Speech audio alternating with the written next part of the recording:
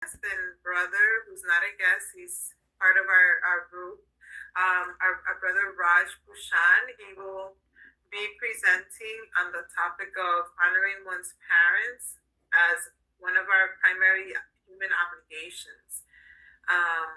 And Raj would like us to introduce him as a fellow seeker on the path towards divinity. So that's what I will say. I will put up your presentation, Raj, and turn it over to you. Okay, so Yeah. Sairam, everyone. How the divine souls journeying back towards Swami. We have come from Swami. We are with Swami. We are going back to Swami. The breath within us is the connection to Swami in this existence. This is a very important topic. It ties into a broader theme of love. Swami's mandate of love all, serve all. So everything starts from journey of self-love, and then our parents, our immediate family members, siblings, and then extending it to our relatives, to excuse me, and then to our neighbors, co-workers, and then eventually to society. This is a very small group. I would very much encourage full participation. Sorry, something I ate earlier stuck in my throat. Excuse me. Swami will help to clear up. First and foremost, let me invoke Swami's presence so that every thought, every intention I have will benefit not only myself, excuse me, not only myself, but everyone present here. So let's go to the first slide, please.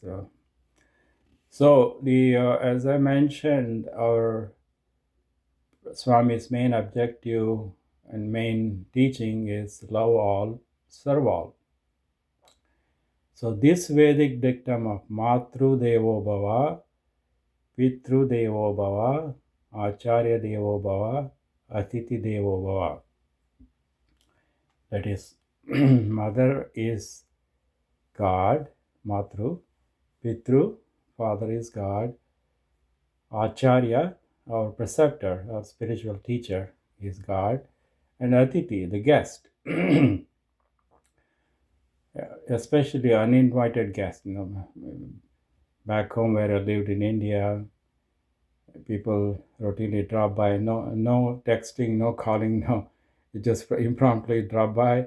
They are considered as Atiti, not making an appointment. Tomorrow I'm going to come at such and such a time. That's not falls in the definition of Atiti.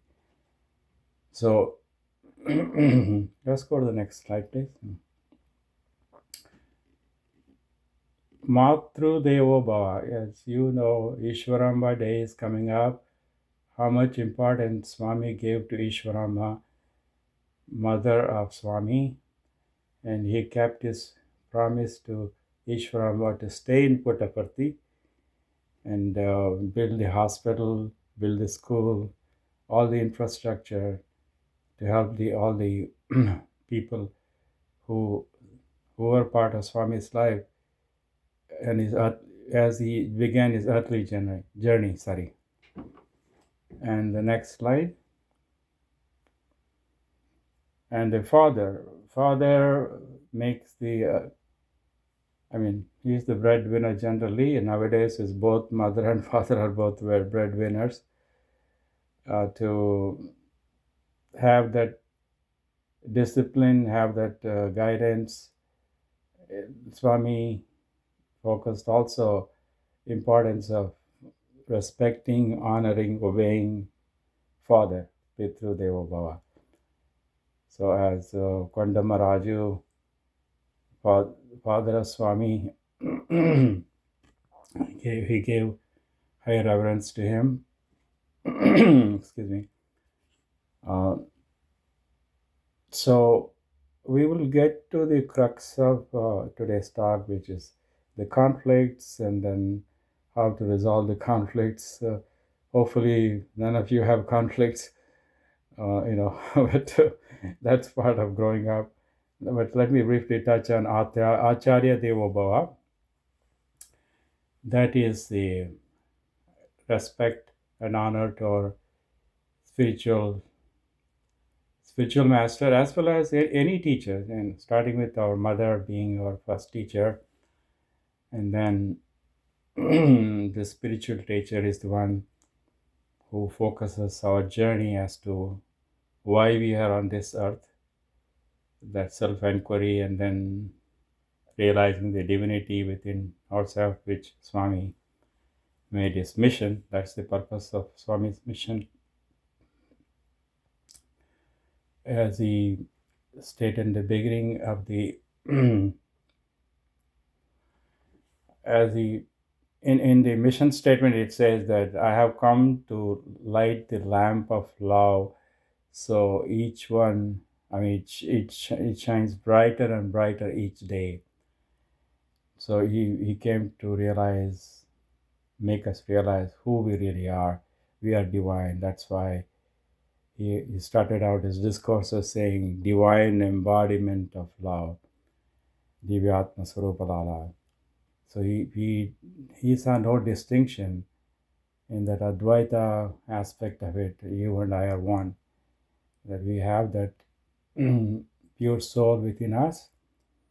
That's why the focus is always on purifying the heart. All this spiritual discipline is there to take away from body identification and focusing on who we really are, that this soul, this Atma, we are all spiritual being having this divine experience. And Atiti Devo Bhava, that is the guest.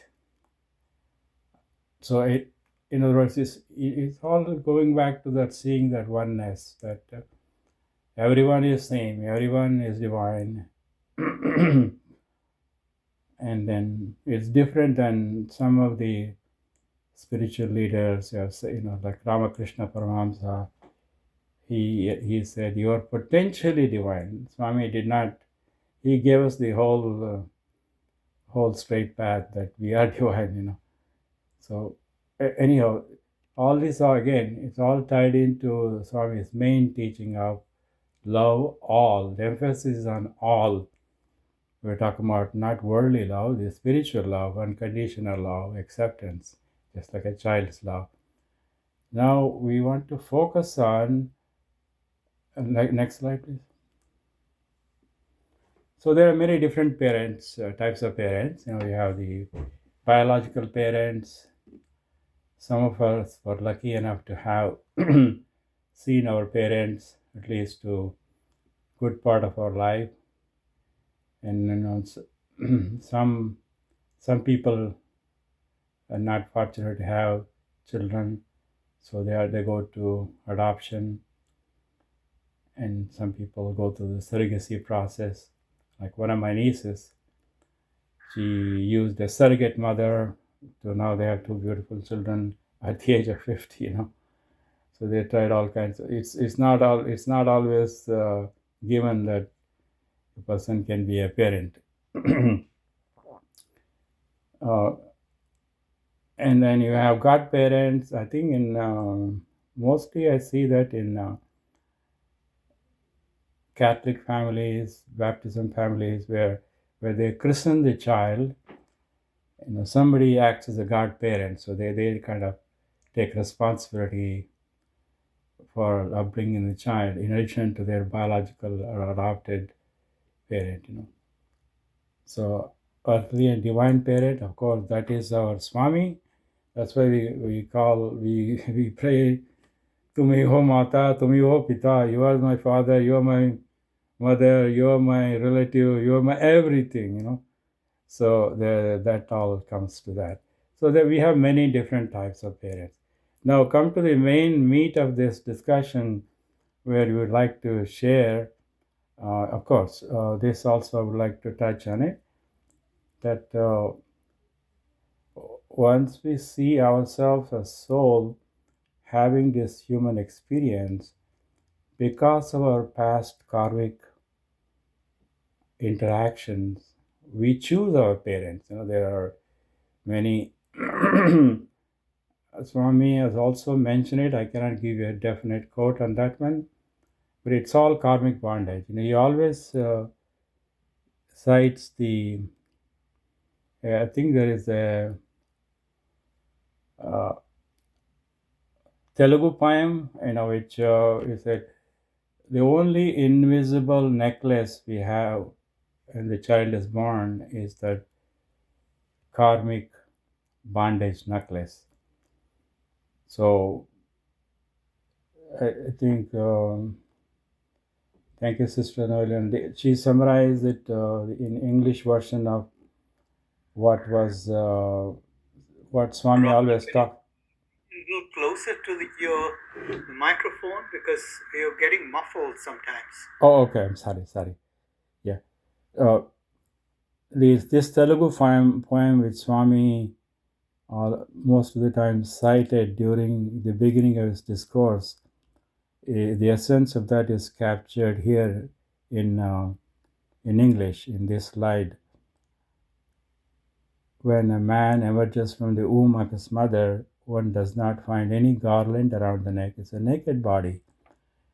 There are no jewels made up of pearls, nor are there glittering gold ornaments. There are no chains studded with precious stones like emeralds and diamonds. Even the child is born to a royal family. There's no garland of flowers either. But there is one garland around this neck. Brahma strings together the consequences of our past deeds into a heavy garland and puts it around the neck at the time of our birth. So the child comes to this earth as a gift of God to experience God's love and to share that God's love and work out all the karmic Recording in progress. All the karmic bondage to resolve that. So that's the purpose of the birth, to work out the details behind it. So let's go to the next slide, please. So one of the first things stuck in my mind when I first was exposed to Swami, this aspect of parent. Swami comes up with a wonderful small course which always get really drive home the point. So Swami has given this why we have to take care of the parents, why we have to love our parents, why we have to respect, honor, obey, is this aspect. The mother carries the child in the womb for 9 months and then stays up all night nurturing, changing diapers, feeding, help us to learn walking, speaking, stay up all night to when the child is sick. Many which way the mother and the father helps the process.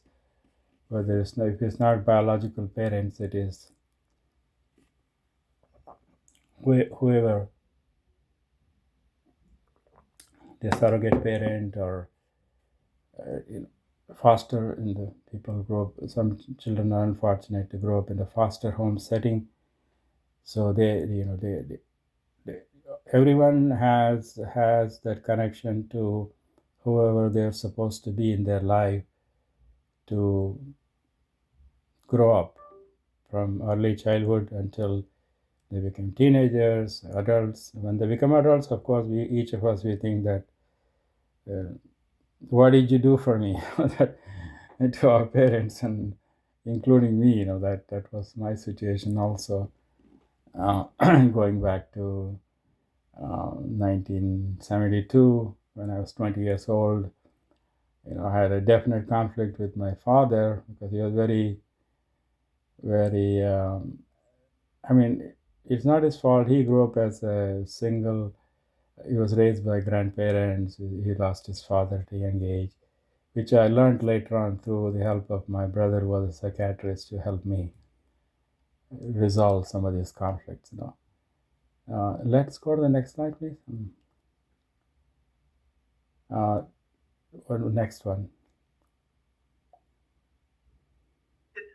Raj, this Yeah. is a video. Did you want to show this video? Yeah. Oh, Now okay. or later? Okay. Yeah. Okay. Yeah. Please. Okay. Go ahead. Yeah. I'll take a break there.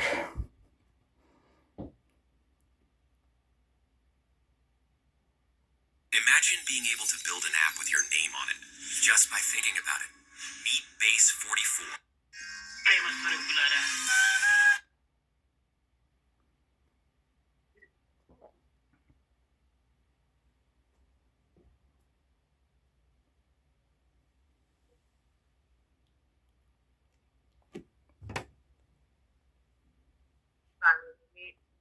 Maybe I didn't send the right link. It's okay. If you have difficulty, we can move on. No problem.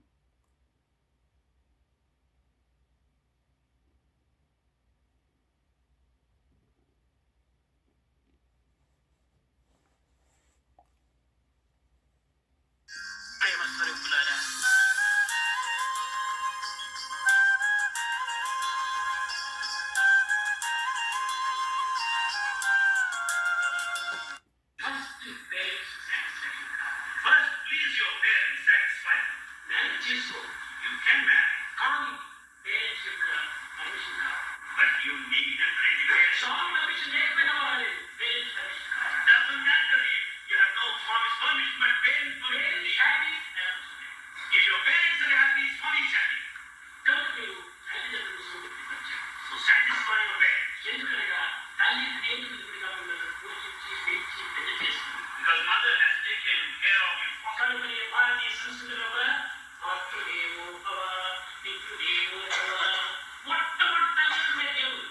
Then for the culture of Bharat, the parents are first gods.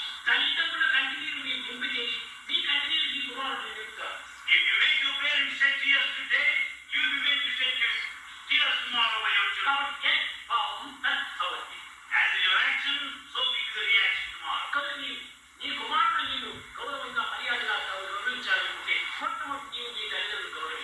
want to be respected by your children tomorrow, now you should respect your parents.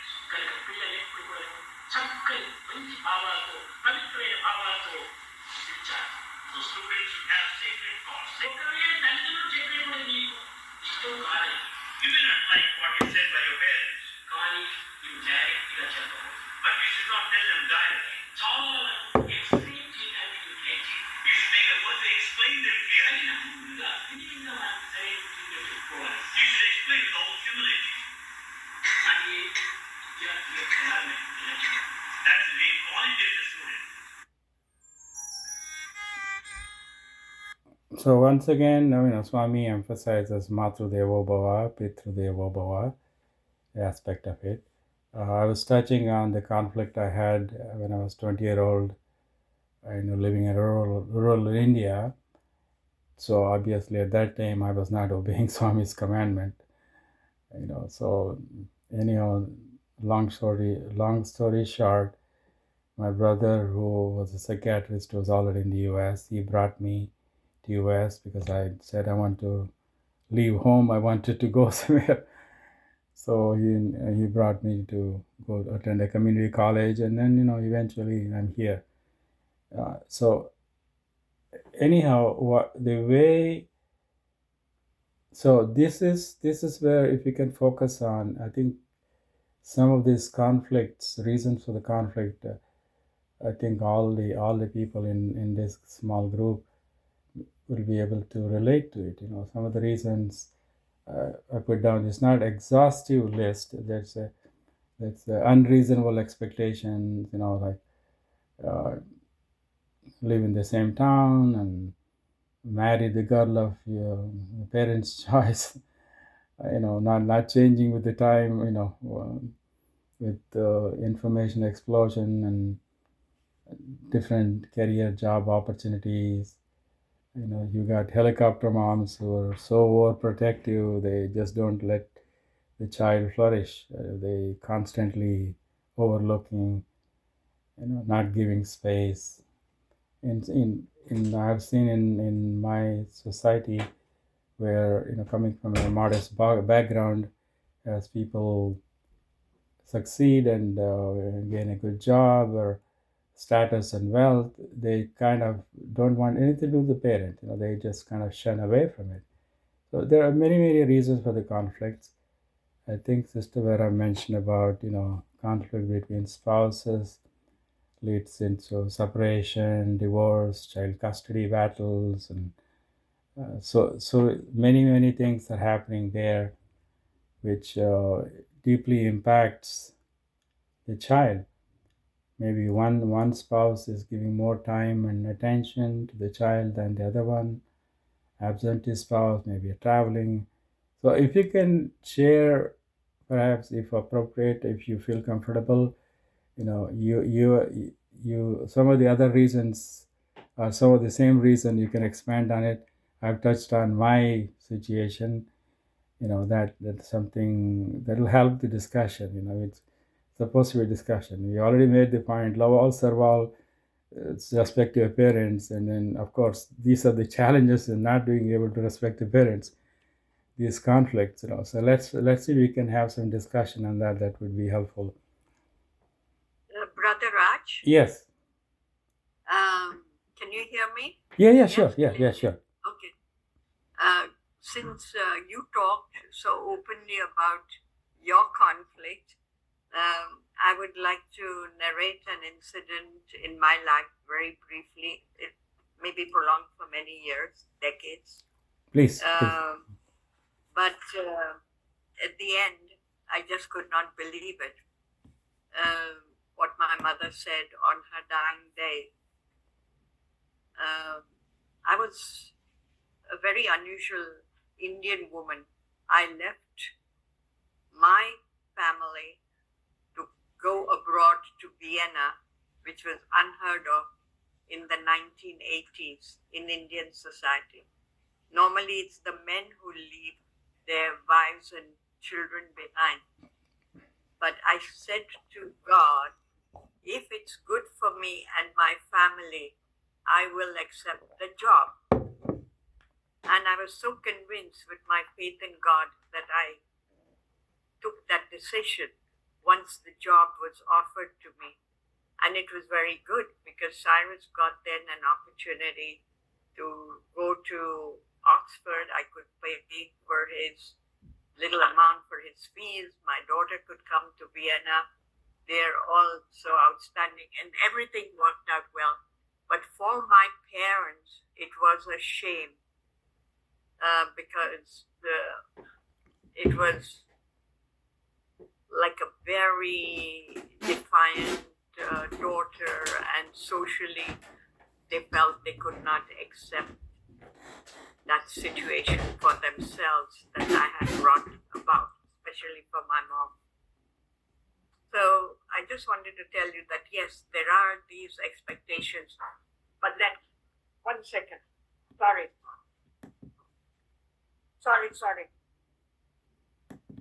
No problem, Sister Vera. No, I'm in a big event right now, so they're trying to. So what I'm trying to say is that in my heart of hearts, but I kept very loyal contact.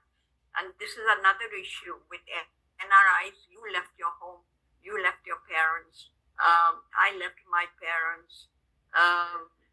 That we also have to reconcile that. But I did everything possible to do the best that I could for my parents, and that way fulfill Swami's teachings to us. But it's never the same.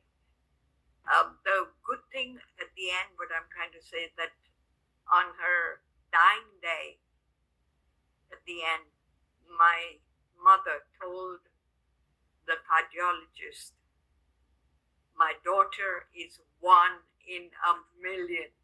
So you see, she castigated me for decades, she loved my family, but she castigated me. But just want to say that whatever it be, the bond can be so strong between a parent and a child that we can withstand and overcome many social stigmas, whatever hardships occur in our lives, and so forth. And she also told the doctor, which I never knew, she says, when my daughter did not get a job, she agreed to go to the war and support herself and stand on her 2 feet rather than be dependent on others. And this came from a generation of a mother where this would be unthinkable to say something like that. So this is a wonderful opportunity, also like a catharsis for us to overcome these issues. So I just wanted to thank you for this and to assure everyone that whatever happens, our bonds, people, we may be torn apart by situations, circumstances, but that the family bonds can be very, very strong. I'm married to my husband, we are married now for 63 years, but we are still together, but separate, but we've taken care of the children, and my husband and I are in touch every day with emails and whatnot. So I just want to say that today parents and families can play their roles under all kinds of circumstances, and there is no one rule that fits all. So that's just what I'm saying. Thank you, Sister Vera. It's a reassurance to everyone. Well, that's where you have to cut the umbilical cord at some point. Thanks for you're not only one in million, you were one in trillion, I would say. No, but understanding because my mother even could not even accept me wearing makeup or an eyeliner. Right. She was brought up in that tradition or that way. But anyway, to hear that was so deeply moving that till this day, when I remember that moment, I have tears in my eyes when she said that. Thank you. It's very touching. Anyone else wish to share? Well, I think I would jump in. Thank you, Brother Prabha. These movements, we think that we are doing it. It is basically Swami, God, who does it for our overall good, for good relation between parents and children. It's always better in many cases if the children move out, because otherwise sometimes the parents, at least some of the parents, the father or the mother, doesn't understand if a child is different from the other children. I can give you a pretty good example. My father and two of my brothers are engineers. They think very differently, and I would question everything and try figuring out everything by going deep into it. To a certain extent, my mother was there to understand that, but the rest of the family didn't. And when I moved to Bangalore, that was a great move for me to grow up. If I didn't, then I wouldn't have grown up. I would have kept feeling restricted, and the way Raj said, in a similar way, I would have felt that I was not being able to blossom. So the move that Raj had with his brother was again God-given. So every movement is, we grow up. As a result, we faced obstacles. We grow up emotionally and practically, And in the end, our relation with our family, our parents, become much stronger. And this is something that I had seen while growing up. I'm still growing up. So I think this is quite important. It is God who does that. And we have to really surrender and understand that this, whatever Vera faced going to the midst of the war or wherever, it was basically a boon or a grace of God, which made things better for everyone. So long as the sincerity is there. Sincerity, humility, all these things are there, and we are submitted to God, then I think these are good moves. Thank you, Brother Prabal. Yeah, of course, everything happens per the divine will. And also, as soon as our karmic bondages, the obligations are fulfilled, that relationship, then we experience a distance and gradually, and then the relationship ends. So, it's an expression in Hindu philosophy, Runanubandha. Runa is the obligation, give and take. So, in my case, also I had failed 2 years, the 10th standard and 11th standard. That gave me an opportunity to spend 2 more years extra with my parents. Whereas if I was a studious student and then moved away from a village to college life, that time was taken away. And in hindsight, now having left India, my parents at age 20, those 2 years was also designed by designed by God to take care of my obligation to the extent possible. Although my brother is the one who took care of my parents more than I could. So it just whatever I could. That's all. But the closure came with my psychiatric brother. He himself went into psychiatry to resolve these conflicts because my father and him were very they had a very difficult relationship. So he went into psychiatry to understand what was the childhood of my father, his upbringing, why he was such an angry man. He was always a social worker, and then he did good to the society. But when he came to us, he never told us, not even a single time, "I love you." What I tell my children, it was not existent.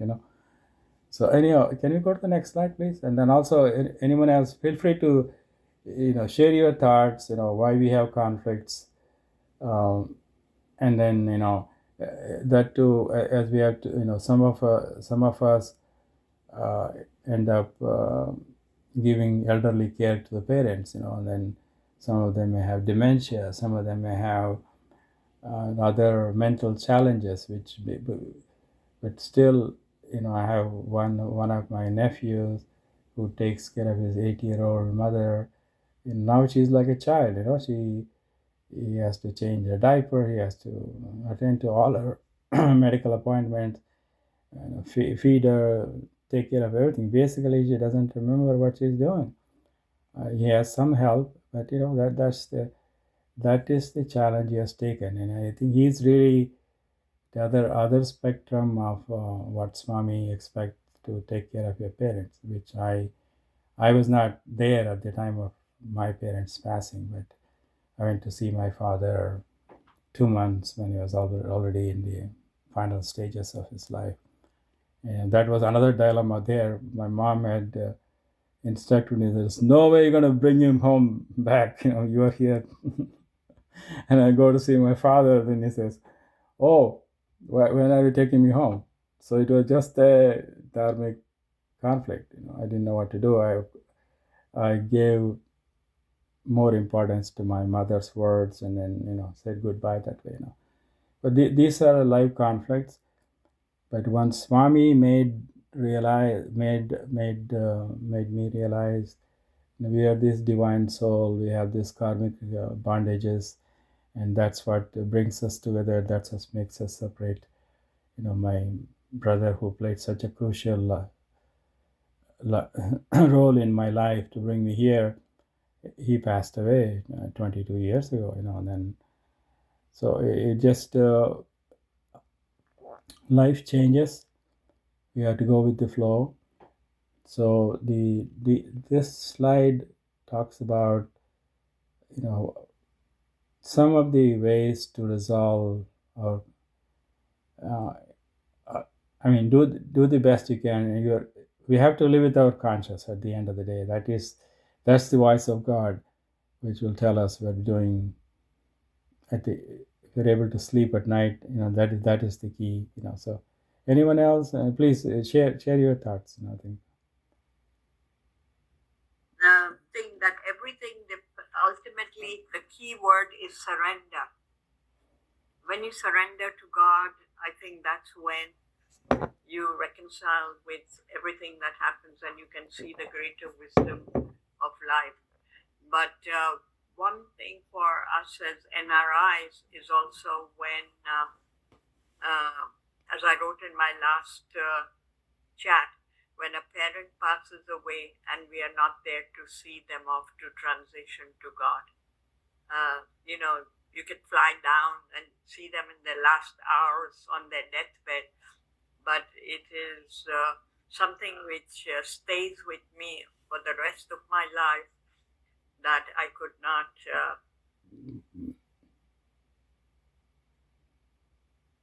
say goodbye to my dad.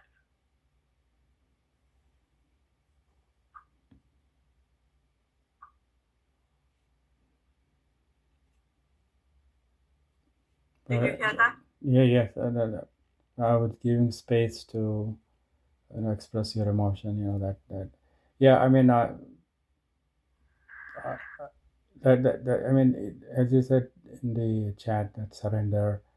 I mean, that's all the bondage for this life. Hopefully, all the give and take which has to happen in this life has happened. In this slide you see the last point, grief recovery. That is a very important aspect of it.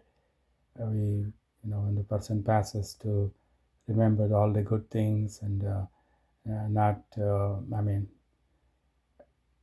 You always feel that you could have spent more time with your parent or whoever was close to you, who moved on, who played an important role in bringing up this life. But life has to go on. We have to come to terms with it. This is all the time we have together. Anyone else? We can go to the next slide. And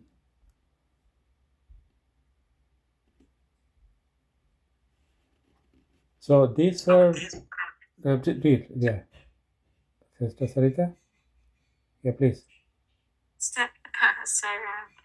Yeah, I was just going to say that, what Sister Vera was saying, like when you're not there with the parent who's passed away while you're not there. As you remember, Raj, it happened to me when my mom passed. Mm-hmm. We were in India at that time. I was here all the time, but that's exactly when she passed, is when we were away.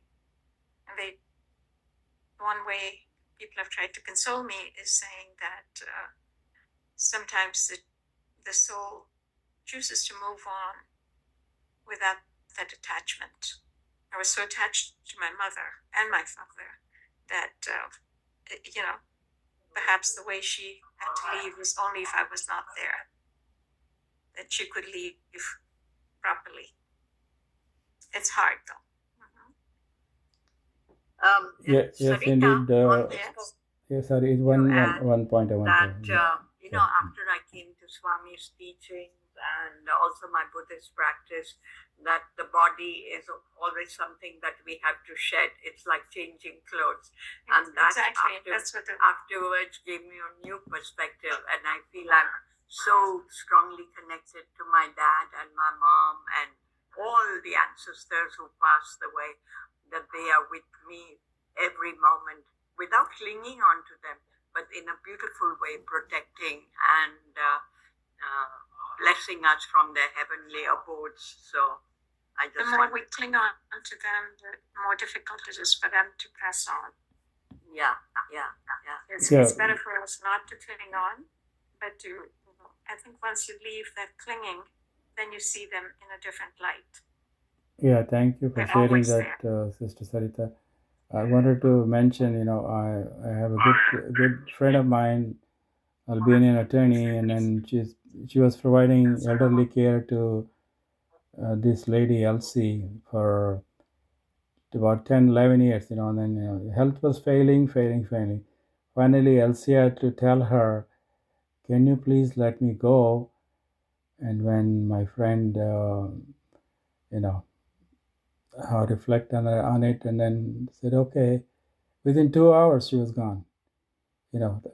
That soul is also go back to the next phase of life, next journey. So wherever it happens, whatever it happens, if he says not a single blade of grass moves without divine will, when the time comes, that's it. The people who survived 9/11 tragedy, and then some other incident happened, then they were not saved. The people who had normal life. I have seen a friend of mine, relative, when we were in a campsite, we were all having a good time right in front of us.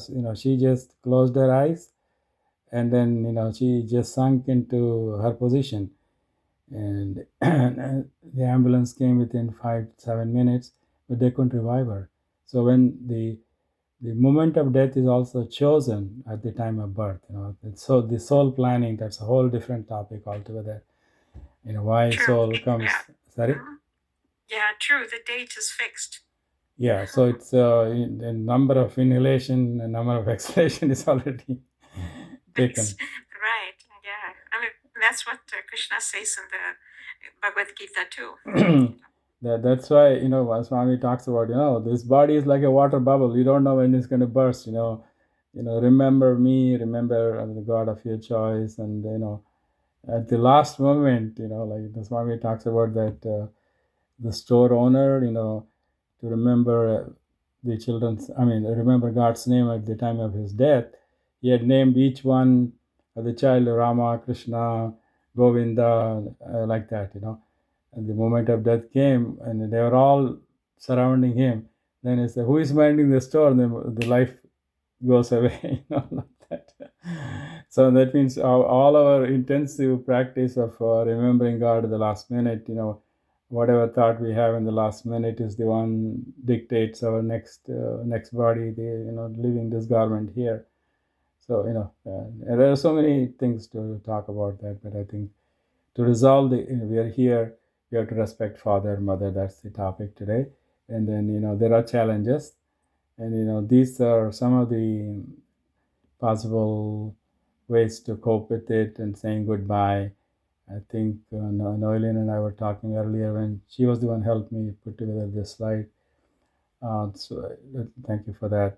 So she mentioned about Phyllis Crystal cutting the ties that bind. So Noeline, maybe you wish to share a couple of thoughts. And Yes, thank you, Raj. also you talked about taking care of your elderly mother, and then I think some of the issues, challenges. Please. Yes, I've taken over the care of both my father, who passed away during COVID, and I took care of him for the last few years of his life, and now I'm taking care of my mom, and it's sort of a sense of responsibility that I feel towards both of them.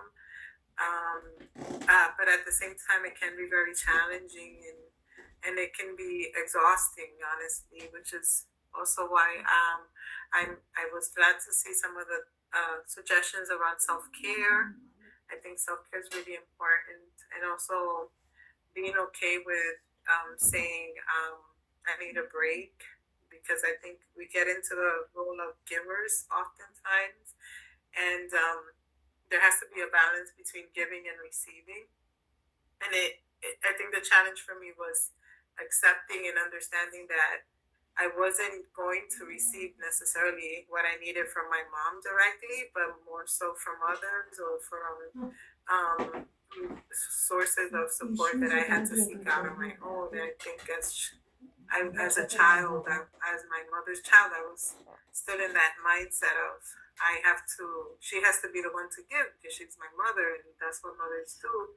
Now that I'm giving to her and I feel sometimes I'm not getting back, there's other emotions that come off, not positive emotions, obviously, which led me to remember the exercises that Phyllis Crystal gave in Cutting the Ties That Bind, where she said that that we have to do the Circle 8, which was a visualization that she taught for people to break bonds with other people or things that they have attachments to. And our parents are definitely one of the main sources of attachment that we developed in life. And we have to, what she said in the book was, detach not from the love that we have for the parent, but from that role of parent-child. We don't have to get attached to that role. And an easy way for me to understand that concept is, as you were saying, Raj, other people saw your father in a certain way, and you saw him in a different way because you were attached, because you experienced him in a different way from how other people saw him. And I think oftentimes the people that we love are not necessarily are also other people are seen as other people to the outside world. So in the same way, I kind of have that same experience with my parents, where my mother's seen as a certain way by others, and I might not see her that way sometimes, but it's because of the attachment we have to the role that it should be this way. This is how it should be. So I found that exercise very helpful to detach from the role of what we should expect. It's the shoulds that we have in our brain, in our head about relationships that kind of get us into that path of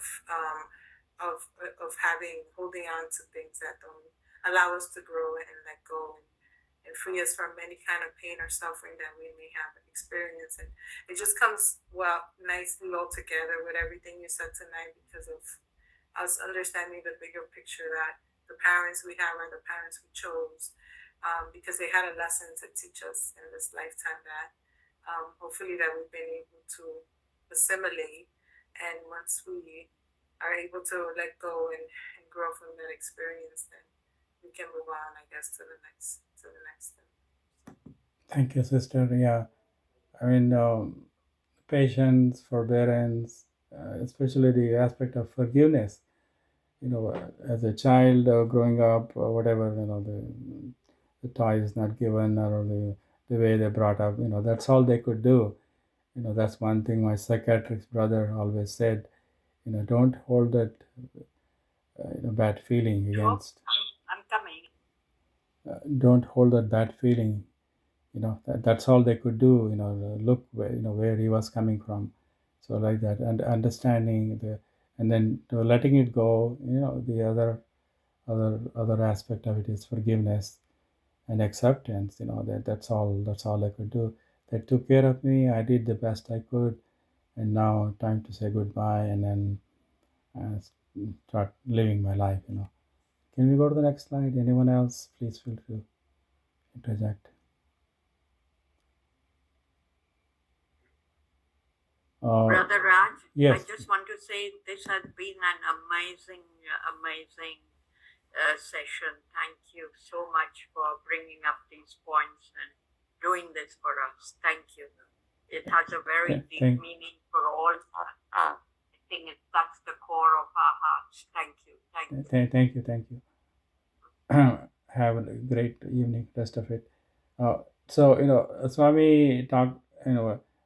One of the people who shared their commandment from Swami was to Dr. Subbarao, who was at the UN for 40 years or so, and he still had several years to complete his retirement. But Can you remain closer to the microphone? Yes, sorry. Yeah, sorry. Coming in and out. Yeah, thank you for reminding me. Dr. Subbarao's father was Gandikoti Subramanya Shastri, who the one who composed, who with Swami made him reveal the Sai Gayatri. So Dr. Subbarao himself is a very learned Vedic scholar and everything. So he told him, you better resign from your job and to take care of your father. And if you don't take care of him, even if you take thousands and thousands of births, you will not get liberation. So that is, and then of course Swami's love for Ishwarama, and then of course Swami always talks about duddu, blood duddu, the meaning that blood, food, finances, everything is given by the parent. That's why pay rent. So then no matter what, although our expectation doesn't match, it's still we need our mother's blessings. The mother and father has to give their blessing. Whether they initially they may not accept our choice. Like I chose my wife, not the tradition in our family, but eventually they come around. Then that is a different story to get into. And also the best way to offer or give, besides taking care of showing love and respect, is for us to become a parent ourselves. That's one of the things Swami has mentioned, to continue the progeny, and then also to experience that give and take what we didn't do through our children. So that what goes around comes around. So maybe the next slide, please. So we can go to the closing slide, I think, then, unless anybody has any comment, feel free to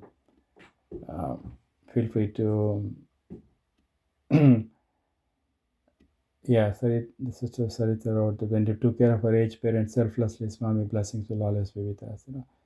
It's just that everything ties into that main teaching: love all, serve all. All includes self, parents, siblings, cousins, extended family, and then neighbors, co-workers, politicians, everyone. There's no the Swami's grace only can be there if you have that purity of heart. That's why he changed the prayer from Loka Samasta Sukhino Bhavantu to Samasta Loka Sukhino Bhavantu. Let everyone in every sphere, every universe be happy, peaceful. There's various Shanti mantras in the Hindu scriptures about, let everyone be happy, prosperous. Swami simplified that in a simple way, Samasta Loka Sukhino Bhavantu. With that, I end this presentation or discussion. Feel free to share your thoughts and comments if you have any. Otherwise, we'll conclude. Sai Ram. Thank you for this opportunity. It was really helpful for me to relive certain experiences in going back to, and then how I transitioned from some of the painful.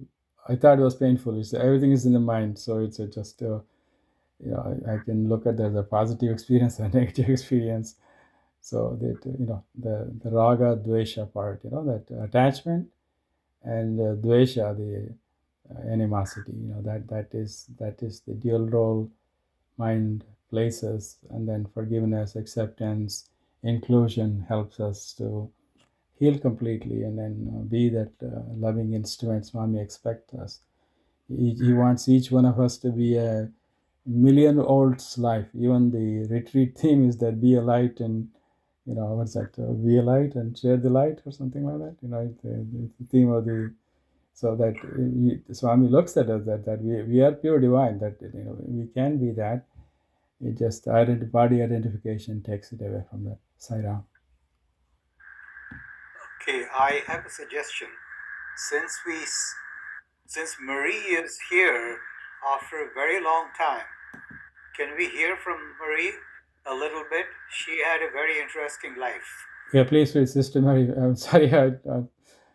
Please share. Is it possible for you to unmute yourself and